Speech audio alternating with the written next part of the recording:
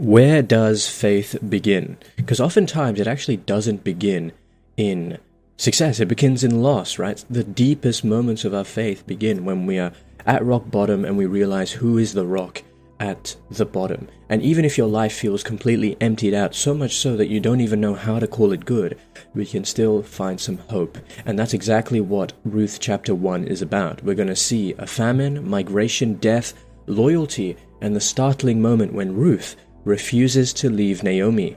And I'll give you one immediate action to help you stay faithful when life feels stripped bare in this episode of Biblical Unlocks. This show is designed to help build your habit of reading the Bible, understanding the Bible, and applying it in your daily life.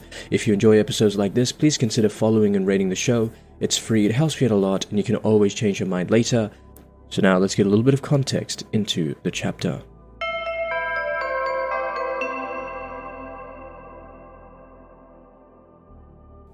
So, Ruth chapter 1 actually opens in the days of the judges when famine drives Elimelech, Naomi, and their sons from Bethlehem to Moab.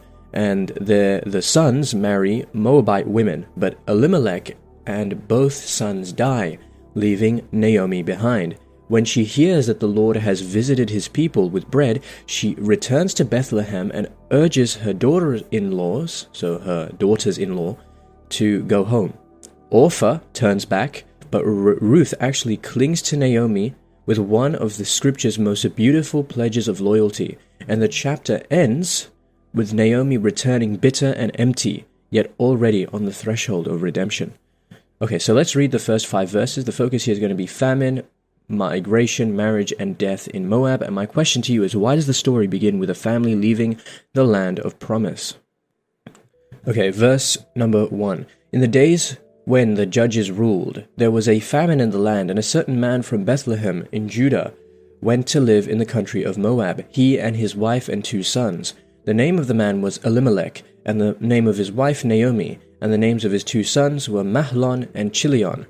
They were Ephrathites from Bethlehem in Judah. They went into the country of Moab and remained there. But Elimelech, the husband of Naomi, died, and she was left with her 2 sons.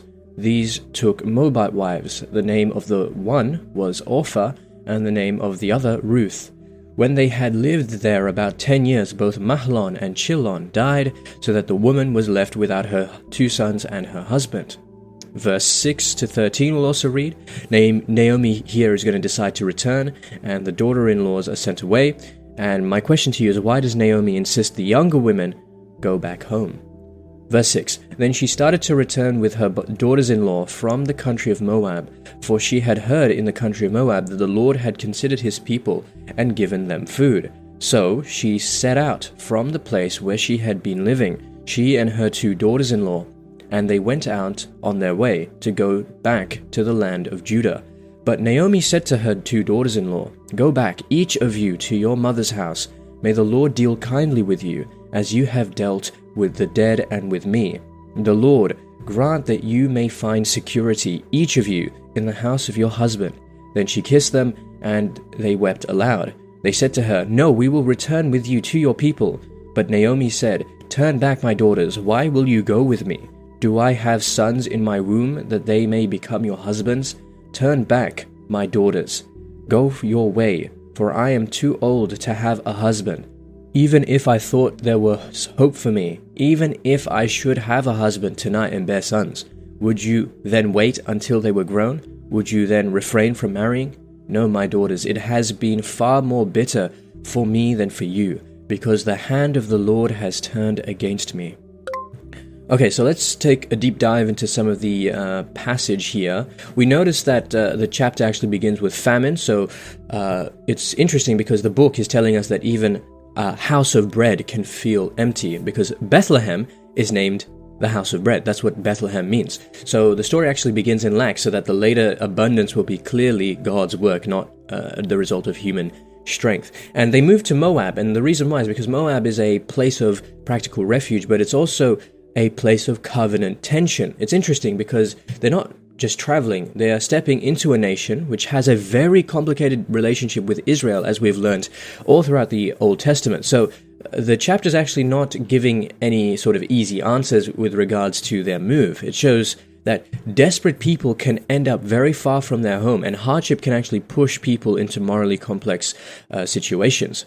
And the deaths matter so much because Elimelech and the sons die. Okay, now in a world where a woman's survival depended heavily on family protection and having a husband, the chapter is actually making a very brutal statement about what bereavement does to individuals. So I think this is a very important characteristic to represent, especially in the context of the ancient Near East.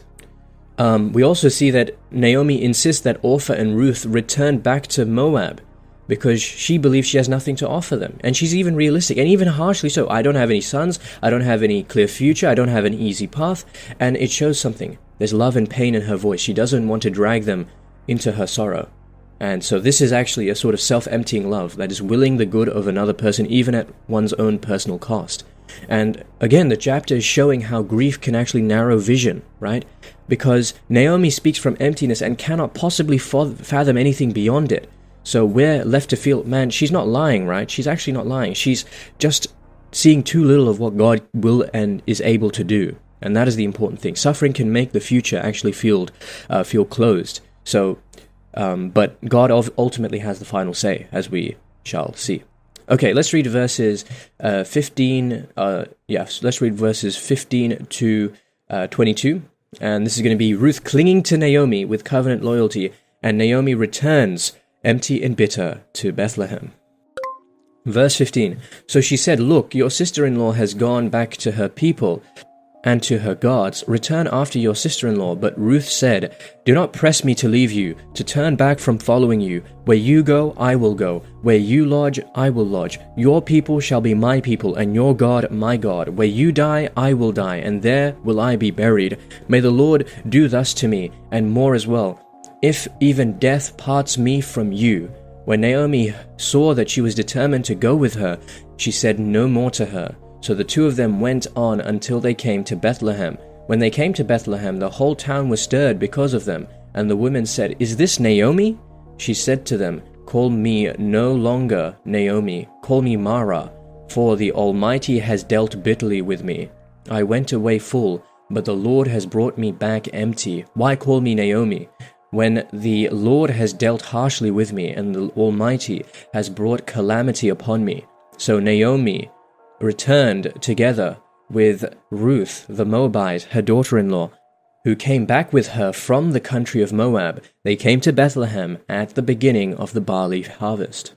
All right, that's the end of the chapter. Very interesting. The speech that we see here is very famous by Ruth. She says, I can read it again because it's so beautiful. She says, "Do not press me to leave you, to turn back from following you. Where you go, I will go. Where you lodge, I will lodge. Your people shall be my people, and your God my God. Where you die, I will die, and there will I be buried. May the Lord do thus to me, and more as well, if even death parts me from you." Very interesting, because it's more than affection. It's actually loyalty. It's covenant loyalty in a sort of miniature sense, because Ruth is binding her faith to Naomi, to Naomi's people, to Naomi's God, and Naomi's future. And this is one of the clearest examples of the Hebrew word hesed, which means a steadfast love that does not leave when circumstances get worse. So this is the most important point, the fact that this love stays constant under pressure. And what's interesting is Ruth's attachment to Naomi is now also attachment to Israel's God, because she is not simply choosing a companion, she's choosing a people, a covenant, and a future that she cannot yet see. And the story is so powerful because it's like, where you will go, I will go, right? It shows that, wherever you take me, wherever the travels go, I will be with you. And Ruth is not denying the loss of her husband, right? But she refuses to let the loss define the end of her story, and that is the important thing. Her words are a vow of presence. Wherever Naomi's life will go, Ruth will go as well. That is faithful love, willing attachment to the good of another person, and that is like one of the most Christ-like qualities and realities in this book, that quality of holy loyalty. What's interesting, though, is Naomi's empty and bitter still, right? Her pain has become identity language. Mara, she calls herself Mara, that means bitter, okay? And she uses it to name her experience of loss. And she speaks in this way because it's really interesting, because Ruth has just given up everything to follow her, and she's still not happy, She's still empty, right? But the story is not over, okay? She says, But what we see at the end of the chapter is that the barley harvest was just beginning, right? So Naomi thinks she is empty, but the narrator inserts some hope, okay? So the deepest meaning of Naomi's return is she comes back with no husband, no sons, no obvious future, but she returns to the land where God's promise still lives. And Ruth chapter 1 ends in emptiness so that the next chapters can show how God fills it. Okay, let's see how this chapter fulfills Jesus Christ.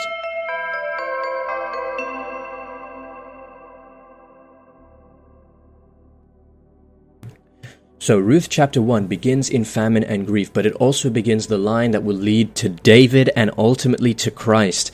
In Jesus, the themes of return, loyalty, and provision come together. He is the true bread for the hungry, the faithful companion for the bereaved, and the Redeemer who never abandons the empty-handed. Ruth's choice to stay with Naomi actually points forward to a greater faithfulness that will gather everyone into God's people and bring fullness where there was loss. In fact, we read in Matthew chapter 1 verse 5 that Ruth actually is a part of the lineage that leads to Jesus Christ, as I just said. We read, and Salmon begat Boaz of Rashab, and Boaz begat Obed of Ruth. This is important because that verse shows something. The woman who came back empty is already inside the line that will ultimately lead to our salvation. So everything in the Bible is connected.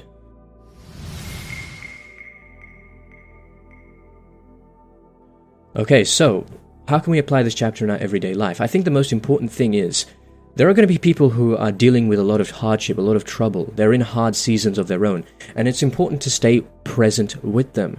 Don't withdraw, stay present with them. Say, what can I do to help you? How can I be of service to you? How can I be a servant to you? And the reason why I'm saying this is because if you feel empty, if someone else feels empty, one of the best things you can do is be there, listen. Have a helping hand. Give some sort of presence, because this may be the only sermon that they hear today. This may be the only person who's representing the Bible to them today.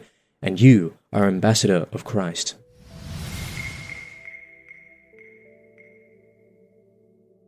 Alright, so that's it for this episode of Biblical Unlocks. We learnt that famine pushes Naomi's family out of Bethlehem and into Moab. Death empties Naomi of her future and leaves her vulnerable. Naomi returns, and when she returns, she begins to hear, and she hears that the Lord has visited his people. And in Ruth chapter 1, we see that Ruth's pledge is one of Scripture's clearest examples of loyal love, and the chapter ends in bitterness and emptiness, but with the harvest already beginning. So, the fullness of God is coming. So that's it for this episode of Biblical Unlocks. Next time we move from Ruth's vow to the fields of Bethlehem in Ruth chapter 2. We're going to unpack Boaz, gleaning, providence, and how kindness begins to fill what was empty. You don't want to miss it. So that's it for this episode of Biblical Unlocks. If you enjoyed this episode, please feel free to rate the show and follow. It's free, it helps me out a lot, and you can always change your mind later. Otherwise, just have a blessed day. And remember, if you're not in your word, you're in your feelings. Godspeed.